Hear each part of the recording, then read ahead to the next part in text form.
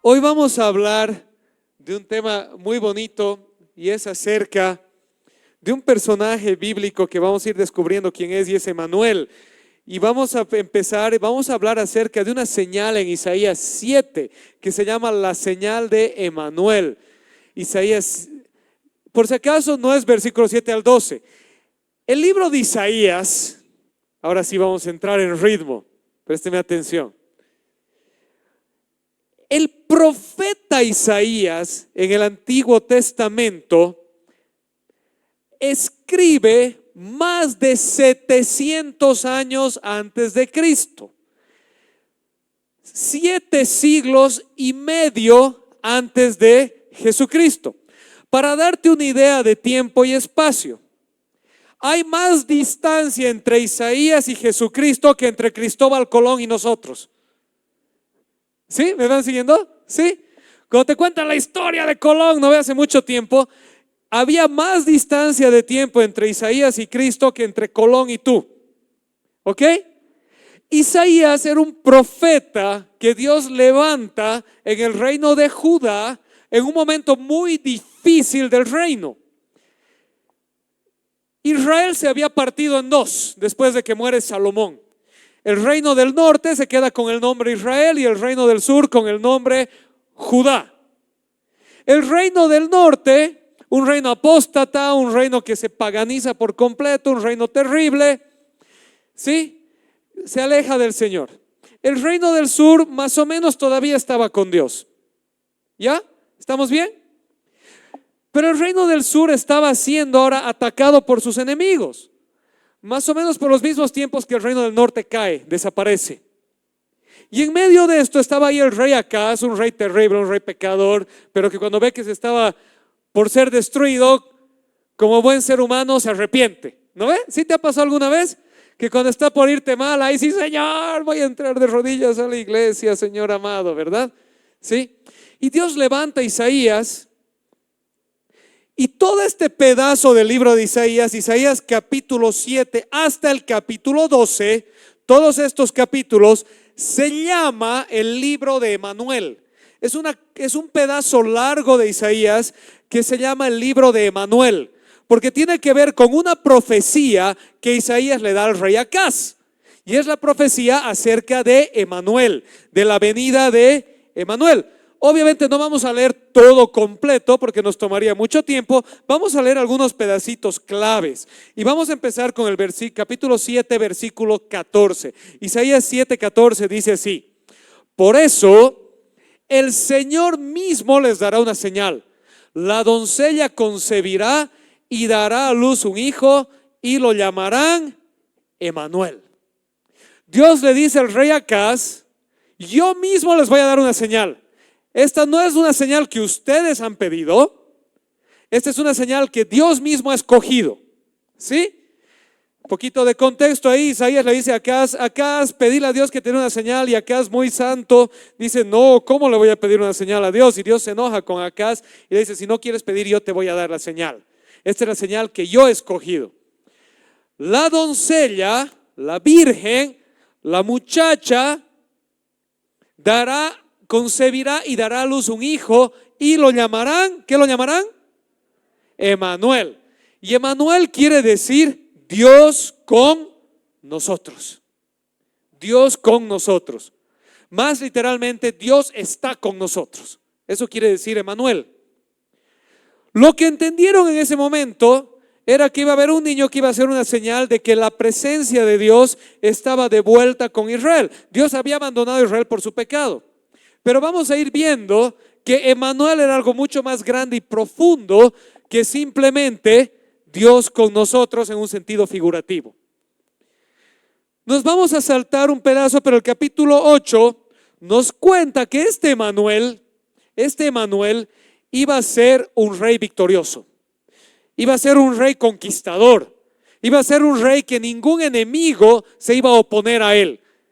Este niño iba a ser un rey conquistador. Acordate que esto está sucediendo mientras el reino de Judá y el reino de Israel están por ser destruidos. Tienen enemigos más poderosos que los van a destruir, los van a vencer. Y este Manuel nos cuenta el capítulo 8 que iba a ser un rey victorioso. Amén. Luego vamos al capítulo 9 y el capítulo 9 es un cántico. Es un cántico que nos cuenta la identidad de Manuel. Y el capítulo 9 dice así: el pueblo que andaba en la oscuridad ha visto una gran luz. Sobre los que vivían en densas tinieblas, la luz ha resplandecido. Les toca. Pasaremos versículo. Vamos, 1, 2, 3, vamos.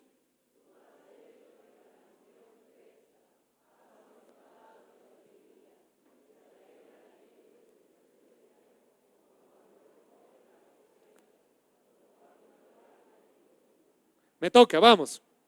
Ciertamente tú has quebrado, como en la derrota de Madián, el yugo que los oprimía, la barra que pesaba sobre sus hombros, el bastón de mando que los subyugaba. Les toca.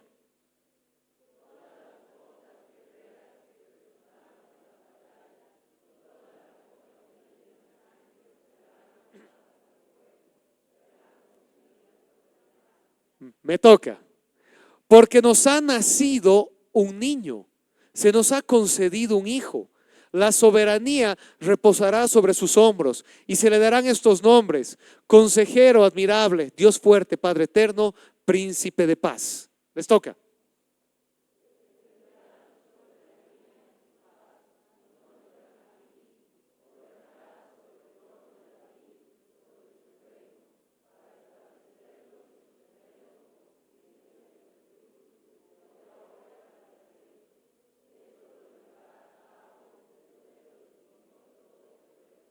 Me toca. ¿Tenemos uno más? No.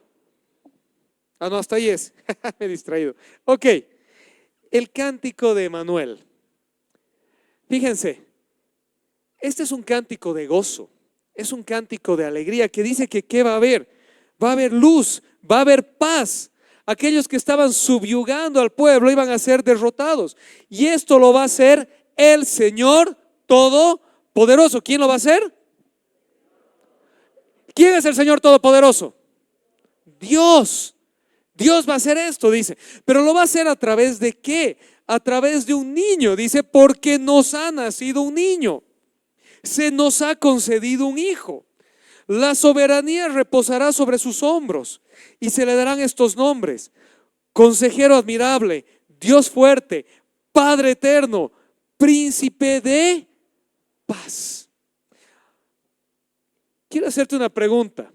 Escucha otra vez estas palabras: Consejero admirable, Dios fuerte, Padre eterno, Príncipe de paz. ¿A quién está describiendo?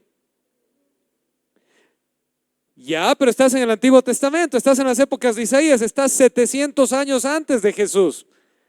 ¿A quién Israel tenía el derecho, a quién Israel tenía la capacidad de llamarle Consejero admirable, Dios fuerte, Padre eterno, Príncipe de paz? ¿A quién? A Dios. ¿Te imaginas un israelita yendo a un niño y diciéndole Dios? ¿Qué decía la ley de Moisés si hacías eso?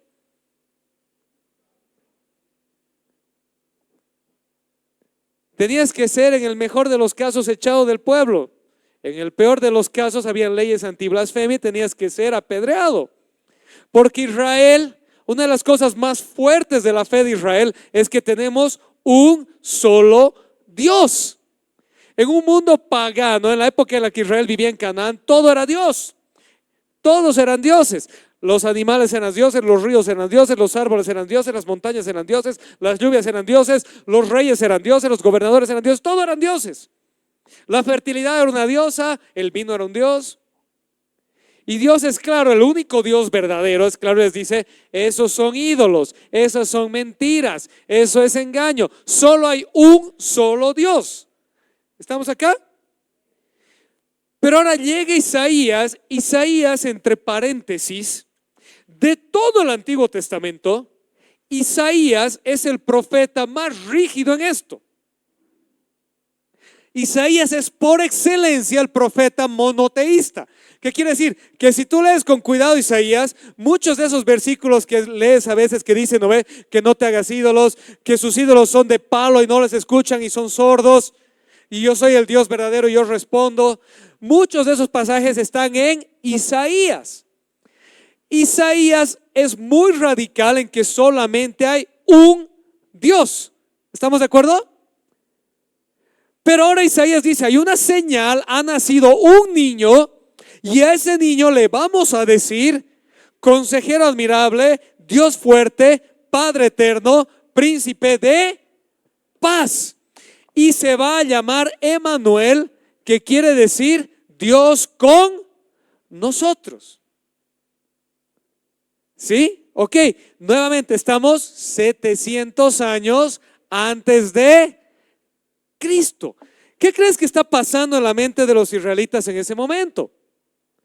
Ellos están pensando que de alguna manera cuando nazca un niño, de alguna manera la presencia de Dios va a volver a Israel. Acuérdense que la presencia de Dios se retiró de Israel a causa de su pecado, de su apostasía. Pero ahora Dios les está prometiendo, va a haber una señal. Y cuando esa señal suceda, la presencia de Dios va a estar de regreso en medio de ustedes. ¿Estamos aquí? ¿Sí? Amén. Vamos a seguir con el libro de Manuel y vamos a leer Isaías 11 del 1 al 10, que es otro cántico de Manuel.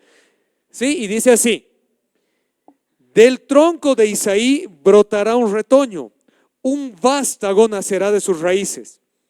El espíritu del Señor reposará sobre él, espíritu de sabiduría y de entendimiento, espíritu de consejo y de poder, espíritu de conocimiento y de temor del Señor. Él se deleitará en el temor del Señor. No juzgará según las apariencias, ni decidirá por lo que oiga decir, sino que juzgará con justicia a los desvalidos y dará un fallo justo en favor de los pobres de la tierra. Destruirá la tierra con la vara de su boca, matará al malvado con el aliento de sus labios. La justicia será el cinto de sus lomos y la fidelidad el ceñidor de su cintura. El lobo vivirá con el cordero, el leopardo se echará con el cabrito, y juntos andarán el ternero y el cachorro de león, y un niño pequeño los guiará. La vaca pastará con la osa, sus crías se echarán juntas, y el león comerá paja con el buey. Jugará el niño de pecho junto a la cueva de la cobra, y el recién destetado meterá la mano en el nido de la víbora.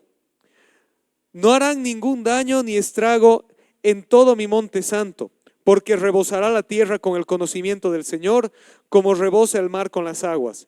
En aquel día se alzará la raíz de Isaí como estandarte de los pueblos.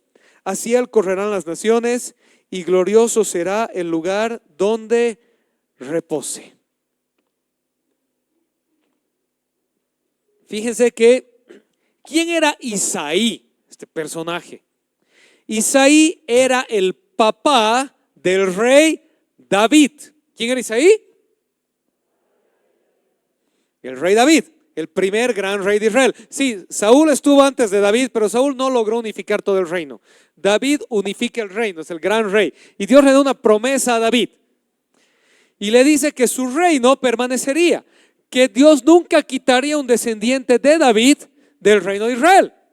Pero ahora el reino está por desaparecer. Está por caer, no va a haber más reino. ¿Han visto alguna vez un rey sin reino? ¿Sí? ¿Sabían que hay un rey de Italia que está en el exilio? Es un rey sin reino. ¿Sí?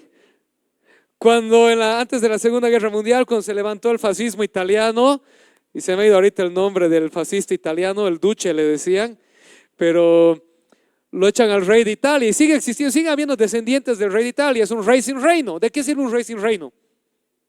De nada. ¿Sí? ¿De qué servía un reino de Israel un rey de Israel si no había reino? Pero Dios les promete en este mismo libro, fíjense, van a ser un niño que se va a llamar Emmanuel, Dios con nosotros. Este niño va a ser victorioso. ¿Se acuerdan? ¿Sí? Va a ser victorioso y va a tener unos nombres divinos. ¿Sí? Consejero admirable, Dios fuerte, Padre eterno, príncipe de paz. Y ahora dice, y este niño va a ser por derecho el rey de Israel. Va a ser el rey de Israel. Es un descendiente de David. es el rey de Israel por derecho. Pero no solo eso, dice que su reinado va a ser un reinado de completa justicia y libertad. Va a ser un rey totalmente justo, totalmente sabio. Y va a tener tal presencia de Dios que aún donde Él está, los osos van a jugar con las vacas, los niños con las víboras y los corderos con los leones. Pero termina con algo bonito. El último versículo dice, fíjate, en aquel día se alzará la raíz de Isaí como estandarte de los pueblos. Hacia él correrán las naciones y glorioso será el lugar donde repose. Fíjate que Emanuel, este niño, no va a ser enviado solamente a los judíos, no va a ser enviado solamente a Israel, va a ser enviado a las naciones. De todas las naciones van a correr hacia él. No va a ser el rey, su justicia, su paz, su presencia no se va a limitar al territorio geográfico de Israel, a ese pedacito de tierra en el Mediterráneo, sino que va a ser extenso a todas las naciones. Amén. ¿Están aquí? Y esto sucede y pasa el tiempo. Isaías muere, Acaz muere. Se levanta otro profeta llamado Jeremías. Y Jeremías era el profeta llorón, porque todas sus profecías eran lamentos. ¿Por qué?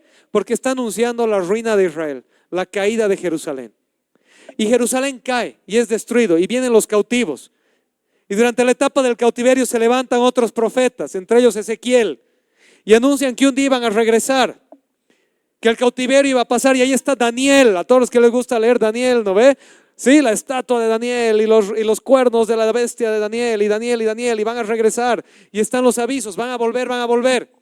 Y aparece un rey llamado Artajerjes y les dice, vuelvan a su tierra. Y los judíos vuelven felices con Nehemías, con Esdras.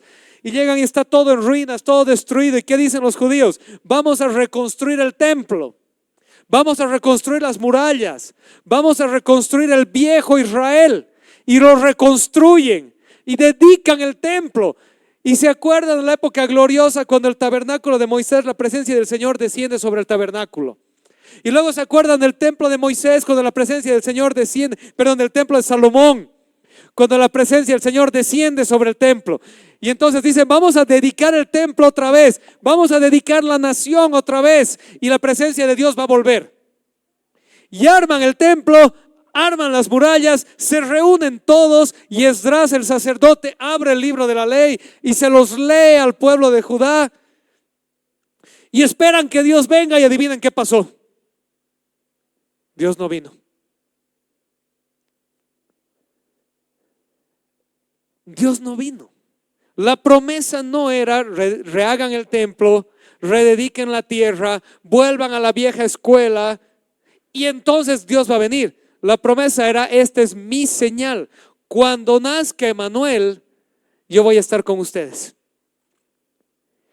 Y luego tenemos 400 años que se llaman los 400 años de silencio, en los que no se levanta palabra ni profeta en Israel. Y los israelitas, los judíos, siguen haciendo los rituales de siempre mecánicamente.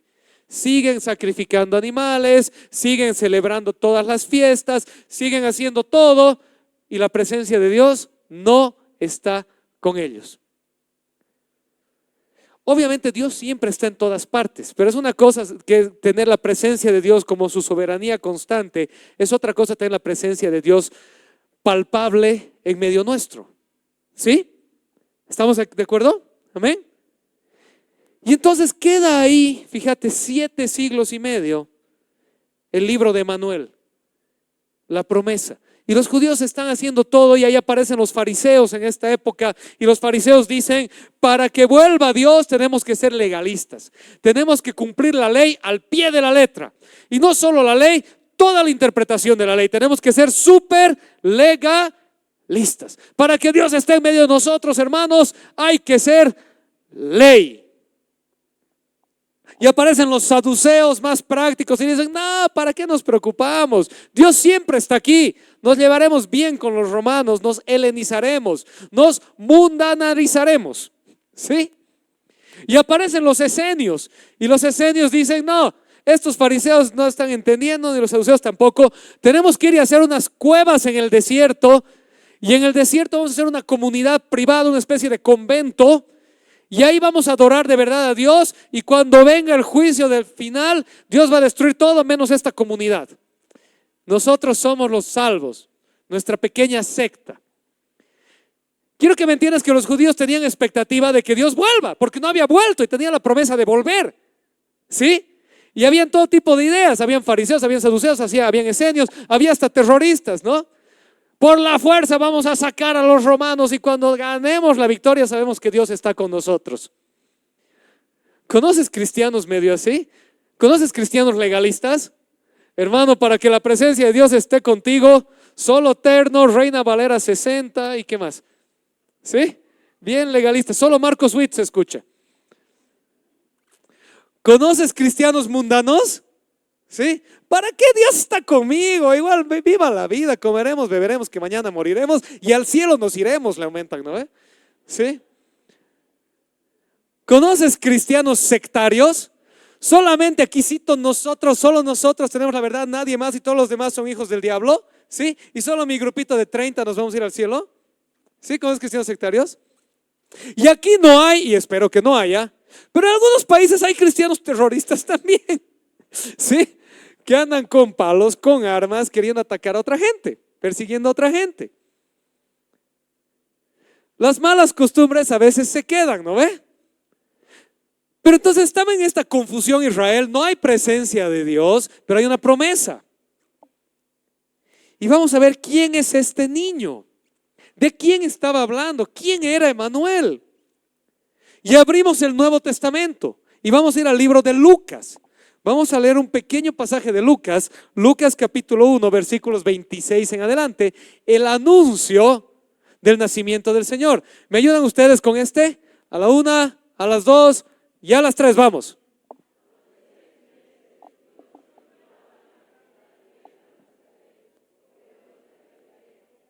Seguiremos.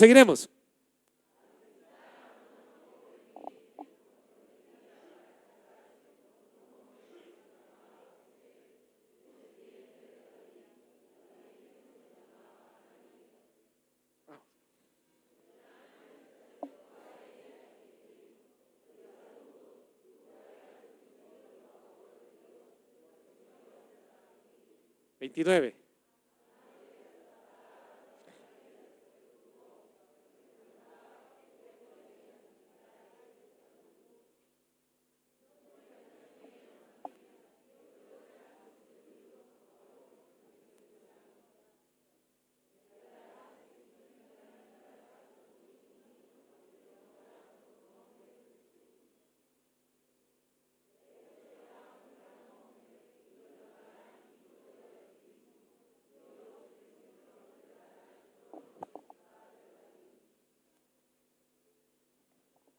Seguiremos.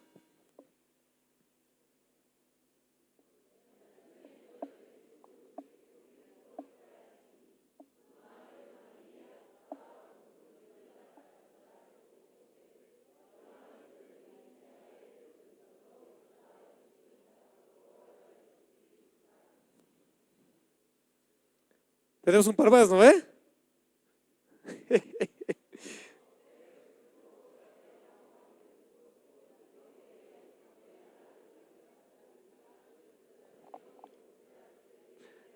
Para, ya nos hemos pasado. Perdón, volvé atrás, apágalo ese. Ok, volveremos a Lucas, gracias, ok. Quiero que pienses en la historia que hemos leído en Lucas y trates de encontrar algunos paralelos entre el libro de Emanuel y el anuncio del nacimiento en Lucas. ¿Sí? Por ejemplo, se acerca el ángel y dice a María, ¿qué cosa? Le dice que has recibido el favor de Dios. Y María se perturbó. ¿Y por qué se perturbó? Porque María era virgen. María era virgen. ¿Y qué le dice el ángel a María? Le dice, no tengas miedo, Dios te ha concedido su favor. Dios te ha concedido su favor. ¿Quién tomó la iniciativa? ¿María o Dios? Dios. Dios, ¿se acuerdan la señal de Manuel? La señal, ¿quién la daba? ¿Dios o el pueblo?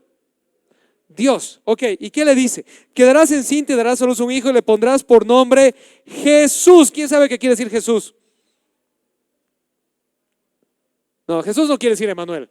¿Qué quiere decir Jesús? Guárdenselo un ratito. Vamos a verlo más adelante. Y le dice, lo llamarán Hijo del Altísimo, será descendiente de David. ¿Se acuerdan? ¿Emanuel iba a ser o no iba a ser descendiente de David? ¿Por qué? Porque era el rey legítimo de Israel. ¿Y qué más dice? ¿Qué más dice? Su reinado tendrá o no tendrá fin. ¿Y el reinado de Emanuel iba a tener fin o no iba a tener fin? ¿Sí o no? No tendrá fin. Ok, ahora sí vámonos a Mateo, por favor. Vámonos a Mateo. Mateo 1, del 18 al 24. Yo se los leo, presten atención, léanlo con la vista, síganme. El nacimiento de Jesús el Cristo fue así. Su madre María estaba comprometida para casarse con José. Pero antes de unirse a él, eso es Biblia para decir antes de acostarse con él, ¿sí? Como buena hija de Dios, María esperaba hasta el matrimonio. Antes de unirse a él, resultó que estaba encinta por obra del Espíritu Santo. Como José, su esposo, era un hombre justo y no quería exponerse a vergüenza pública, resolvió divorciarse de ella en secreto. Pero cuando él estaba considerando hacerlo, se le apareció en sueños un ángel del Señor y le dijo, ¿qué le dijo el ángel? José, hijo de David, nuevamente, descendiente de David, no temas recibir a María por esposa, porque ella ha concebido por obra del Espíritu Santo. Dará a luz un hijo y le pondrás por nombre Jesús, porque él salvará a su pueblo de sus pecados. Ok, continuaremos. Todo esto sucedió ¿para qué? Para que se cumpliera lo que el Señor había dicho por medio de ¿quién? Del profeta. Ustedes ya saben de qué profeta. Isaías. ¿Y qué había dicho Dios por medio del profeta? La virgen concebirá y dará a luz un hijo y lo llamarán Emanuel. Y ahí Mateo, como sabe que la mayoría no hablan hebreo, dijo y le puso la traducción que significa Dios con nosotros. Cuando José despertó, hizo lo que el ángel del Señor había mandado y recibió a María por esposa. Y ahora sí, entonces lo tenemos con más claridad.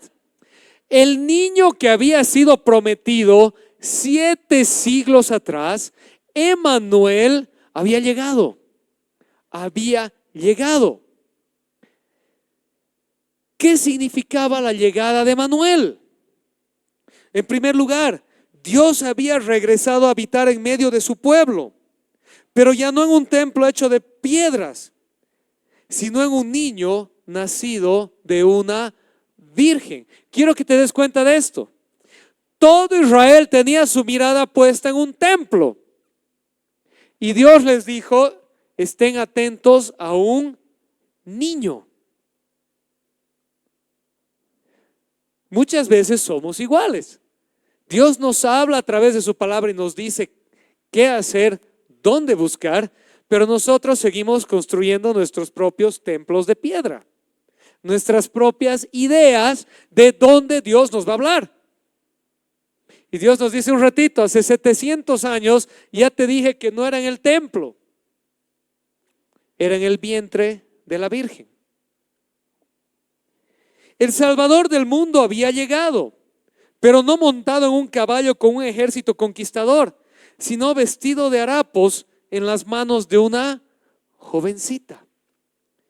La señal esperada se había manifestado, pero no donde los sabios y los entendidos la buscaban, sino donde los humildes y sencillos la podrían descubrir. No nació en el grupo élite del Sanedrín de Jerusalén, siendo dedicado en el templo. Nació en Belén, un pueblito a la vuelta de Jerusalén, en un pesebre en las manos de una jovenzuela, donde los sencillos de corazón lo podían ver y donde los sabios estaban totalmente confundidos.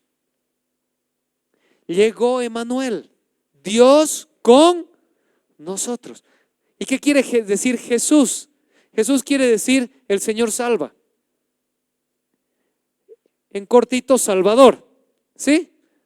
Salvador. Pero Jesús más literalmente es el Señor salva o Él salva.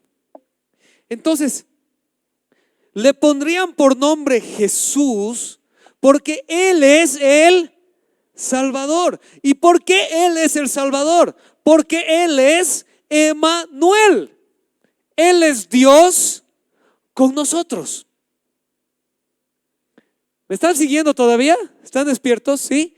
Ese niño que iba a nacer verdaderamente era consejero admirable, Dios fuerte, Padre eterno y príncipe de paz, porque verdaderamente Él era Dios con nosotros, no figurativamente, no simbólicamente, realmente Él era Dios con nosotros. Dios había regresado a Israel, lo que tanto anhelaban, lo que tanto esperaban. Dios regresó, pero no regresó al templo, no regresó a los rituales, no regresó a la religión judía de la época. Regresó como Él había dicho, en el vientre de una virgen. Es verdad, ese niño crecería y viviría una vida prodigiosa, haría milagros y señales, formaría discípulos y finalmente moriría en la cruz y resucitaría. Pero hoy, al principio de la historia, Él sería un niño, a la vista de todos nada especial, el hijo de María. Sin embargo, no era cualquier niño. Por supuesto que no. Él era verdaderamente Emmanuel, Dios con nosotros. El apóstol Juan dice lo siguiente en su evangelio, Juan 1:14: y el Verbo se hizo hombre y habitó entre nosotros, y hemos contemplado su gloria, la gloria que corresponde al Hijo unigénito del Padre, lleno de gracia y de verdad. Para los que recuerdan Juan 1, ¿cómo empieza? En el principio era el Verbo, y el Verbo estaba con Dios, y el Verbo era Dios. Todo fue hecho por medio de Él, y sin Él nada de lo hecho hubiera sido hecho. Y continúa la historia. Pero volvemos a poner el 14, por favor. Este versículo es uno de los fundamentos para entender quién es Emmanuel. El Verbo, Dios, lamentablemente en español tenemos la costumbre de traducirlo verbo, es una palabra griega que es logos, el logos divino, la segunda persona de la Trinidad, Dios Padre, Dios Hijo, Dios Espíritu, Dios Hijo, logos, la palabra a través de la cual Dios crea. ¿Se acuerdan Génesis 1? ¿Se acuerdan cómo empieza? ¿Sí? Y dijo Dios, ¿se acuerdan? Y dijo Dios, hágase la luz, y la luz se hizo. Y dijo Dios, sepárense las aguas, y las aguas se separaron. Y dijo. Ese dijo Dios, esa persona, ese poder, esa actividad de Dios, es el Hijo. Padre, Hijo, Espíritu Santo. ¿Estamos bien? Sí. El Verbo, el Logos divino, se hizo hombre y habitó entre nosotros. Quiero que me entiendan esto. Jesús no era un hombre que alcanzó divinidad. Jesús no era un ser iluminado. Jesús no era un maestro. Jesús era Dios Hijo que adoptó sobre sí humanidad, se hizo hombre y habitó entre nosotros. Literalmente Emmanuel. Literalmente Emmanuel. Dios entre nosotros.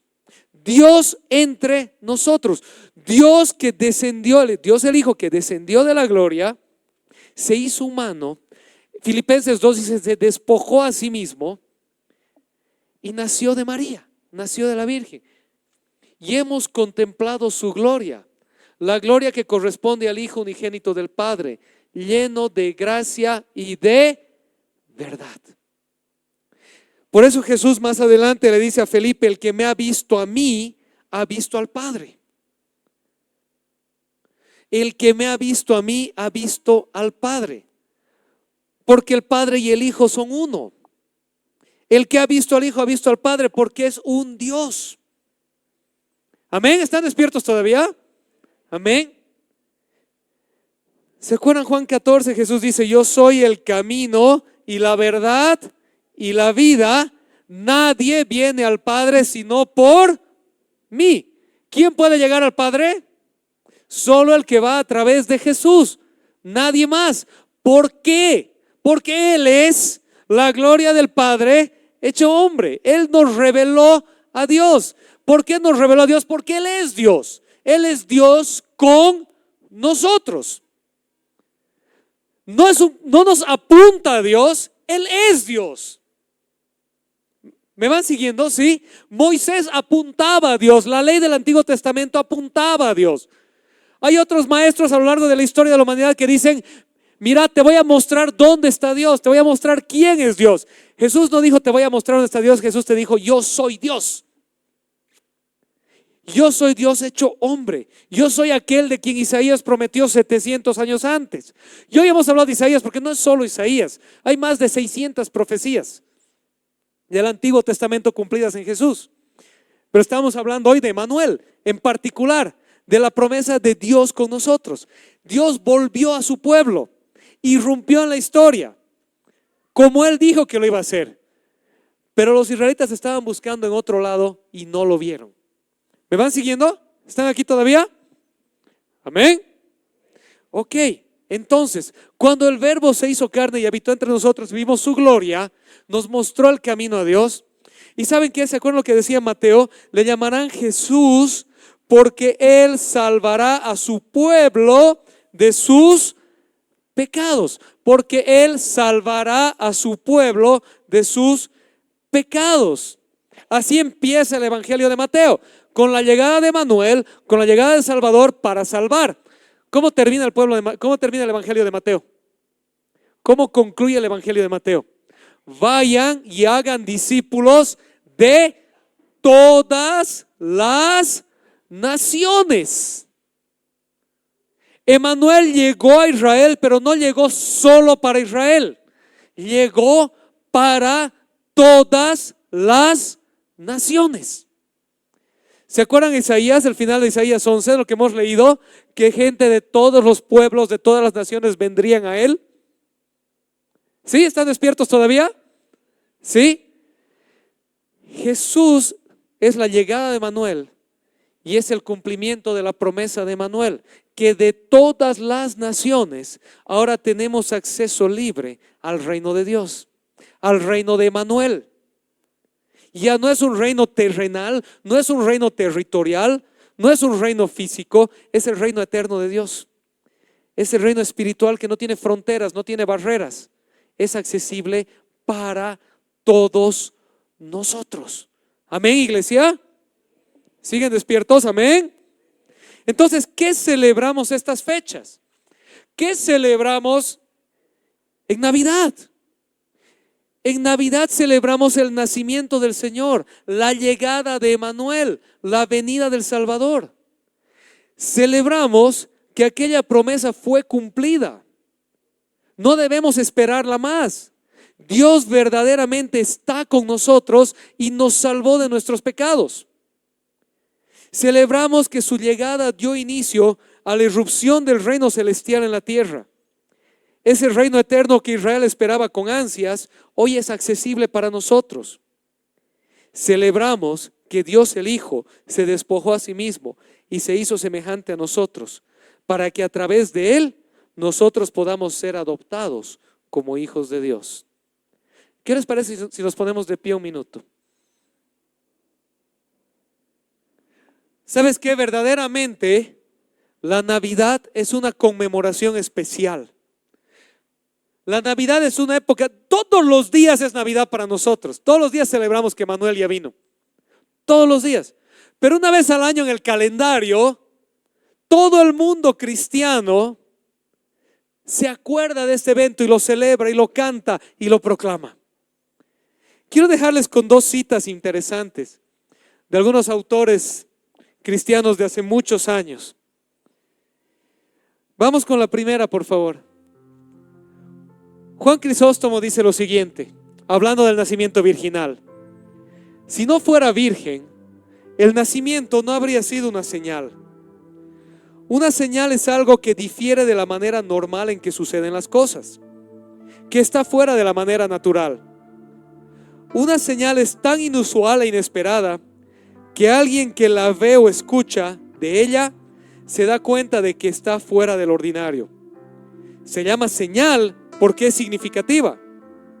Si el nacimiento hubiera sido como los nacimientos normales, no habría sido significativo. Si la profecía se refiere a una mujer que da luz de manera normal, como sucede todos los días, ¿por qué llamarla señal? Juan Crisóstomo está pensando, reflexionando en la promesa de Emanuel, cuando Dios les dice: y les daré una señal. Y dice él: si cualquier mujer concibe y da luz a un hijo, ¿qué tiene de señal eso? La señal es que es algo extraordinario. Es que es una virgen que ha quedado embarazada. Es una virgen que ha quedado embarazada. Eso es una señal. Eso es lo que sucedió. Ese era Emanuel. No fue concebido por obra humana, fue concebido por el Espíritu Santo en el vientre de la Virgen. ¿Sabes qué es lo más increíble de esa señal? Que era tan obvia y evidente que unos sabios de Oriente fueron a verla. Era tan obvia y evidente que unos pastores fueron a visitarlo. Era tan obvia y evidente que los grandes iluminados de la época lo perdieron de vista y no lo entendieron. Dios hace señales, te habla y nos habla, pero tenemos que estar atentos a su oído, a su voz. Tenemos que prestar oído a su voz. Si buscamos a Dios donde a nosotros se nos ocurre, vamos a encontrar templos vacíos de piedra. Si buscamos a Dios donde Él está, en Jesucristo, vamos a encontrar su presencia. Vamos a encontrar a Emanuel. Y hay una cita más de otro padre de la iglesia, Teofilacto, que dice así: dicen los judíos, ¿cómo pues no se le llamó Emanuel sino Jesucristo? Se puede responder: el profeta no dijo llamaréis, sino llamarán. Es decir, los acontecimientos y hechos de su vida mostrarán que es Dios y que nos acompaña. Pues la Sagrada Escritura da nombres que se derivan de los acontecimientos de la vida de alguien. La Escritura da este como su nombre, que adquiere del acontecimiento. ¿Qué está diciendo? ¿Por qué no le pusieron nomás Emanuel? ¿Por qué Jesús? Fácil para todos, ¿no ve? José, ponle Emanuel, se acabó la historia, ¿no ve? Salen los créditos al final de la película. Porque dice Teofilacto, encuentra este detalle: le llamarán Emanuel. No se llamará Emanuel, se llamará Jesús, el Salvador. Él es Emanuel, pero su vida dará a conocer que Él verdaderamente es Emanuel. Sabemos que Jesús es Emanuel no porque le pusieron por nombre Emanuelito, sino porque nació de la Virgen y a lo largo de su vida demostró que Él es Dios el Hijo. Porque fue a la cruz y en la cruz murió como Dios dijo que iba a morir. Y porque resucitó al tercer día en gloria y se presentó durante 40 días a sus discípulos. Porque como dice el apóstol Pablo en Romanos 1, fue declarado Hijo de Dios con poder a través de la resurrección de los muertos. Él es Emanuel no porque alguien le puso por nombre Emanuel. Él es Emanuel porque esa es su esencia, es su naturaleza. Él es Dios hombre. Y su nombre era Jesús, que nos dice su misión: Él vino a salvarnos. ¿Está más claro? Amén. ¿Qué celebramos en Navidad entonces? Celebramos a Emanuel, celebramos a Jesús, celebramos que esa promesa se cumplió en el vientre de una virgen, en un pueblito en Belén. Y cerramos con esto. Emmanuel vino, habitó entre nosotros, fue crucificado, pagó el precio de nuestros pecados, ascendió, vive para siempre y prometió volver. Y mientras esperamos su regreso, estamos fritos. No, porque Él dijo algo más. Les conviene que yo me vaya, porque enviaré sobre ustedes el Espíritu Santo, el Consolador, aquel que los guiará a toda verdad.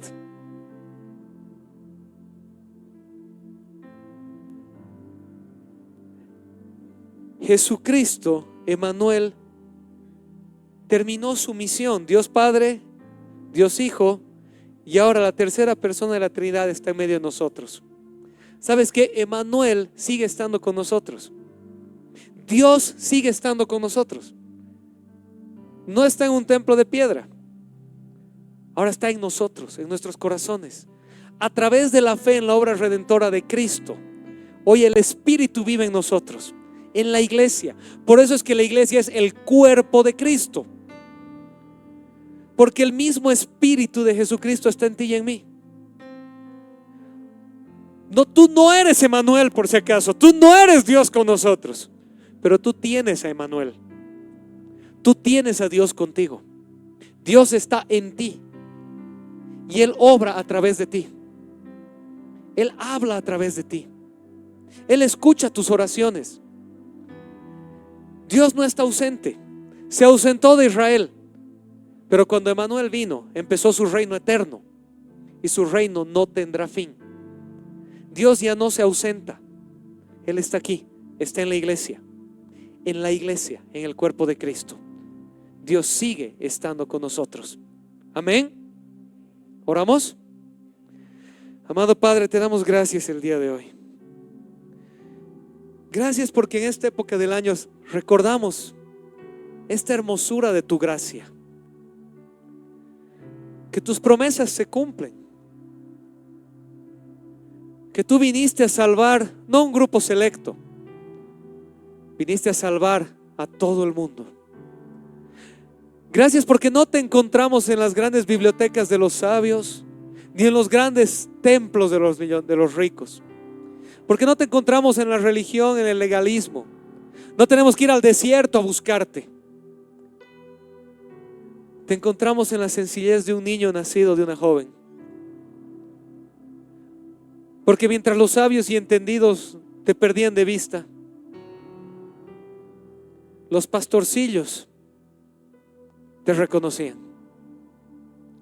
Y hoy, Señor, tu palabra sigue siendo verdad. Debemos hacernos como niños para entrar al reino de los cielos. Si es importante, Señor, debemos estudiar tu palabra y discernirla. Debemos buscarte día a día. Pero no debemos perder jamás la sencillez de corazón, de recordar la sencillez del Evangelio. Emmanuel, Dios con nosotros. Jesucristo el Salvador, el Mesías que salva. Que ya no tenemos que tratar de descubrir quién es Dios. Conocemos a Dios en Cristo. Y que no estamos perdidos a la deriva. Que tu Espíritu Santo está en nosotros, que nos convence de pecado, de justicia y de juicio, que trae a memoria lo que nos has enseñado y que nos lleva a ti, Señor. Gracias porque en la Navidad recordamos que Dios se hizo hombre y habitó entre nosotros. Recordamos el inicio del plan de salvación. Recordamos que Jesús nació de María, que Emmanuel vino y habitó entre nosotros. Te damos gracias, Padre, en el nombre de Jesús. Amén. Amén. Qué hermoso tiempo juntos en la presencia de nuestro Dios. Ha sido de mucha bendición para mi vida y espero que haya sido de mucha bendición para la tuya. Te invito a que puedas visitar nuestras redes sociales. Nos vemos el próximo domingo. Dios te bendiga.